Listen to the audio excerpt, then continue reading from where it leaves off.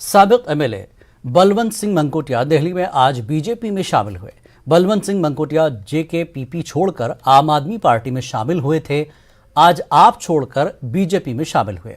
मंकोटिया का बीजेपी में इस्तकबाल मरकजी वजीर जितेंद्र सिंह, जम्मू कश्मीर बीजेपी सदर रविंद्र रैना, राजीव चंद्रशेखर और तरुण चुग ने किया। रविंद्र रैना ने दावा किया कि जम्मू कश्मीर में कमल का फूल हर तरफ तेजी से खिल रहा है। इसका क्रेडिट पीएम मोदी और अमित शाह को जाता है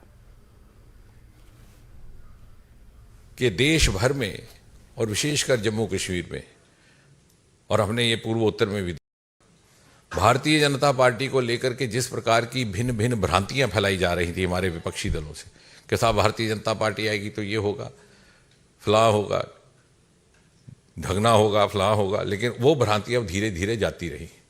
और मुझे इस बात की तसल्ली भी है, संतोष भी है कि मोदी जी के नेतृत्व में जिस प्रकार का एक कुशल और सक्षम प्रशासन देकर के भारत का स्वाभिमान देश विश्व भर में बड़ा है, दूसरी पार्टियों के कार्यकर्ता जो एक समय पर भारतीय जनता पार्टी पर यह आरोप लगाते थे कि हम कथित तौर पर विभाजन की राजनीति करते हैं, समाज को विभाजित करने की, वो स्वयं एक के बाद विभाजित होते होते कितने टुकड़ों में बंट गए, उनको खुद संख्या नहीं रही।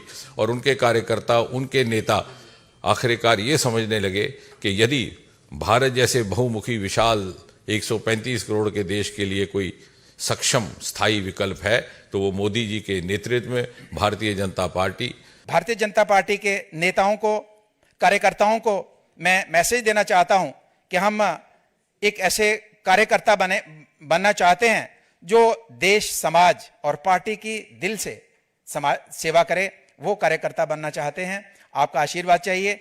और इस मौके पे मैं प्रधानमंत्री नरेंद्र मोदी जी, गृह मंत्री अमित शाह जी और देश के अध्यक्ष जेपी नड्डा जी, उनका जो हमें आशीर्वाद मिला, उनका भी मैं तहे दिल से शुक्रिया करना चाहता हूं।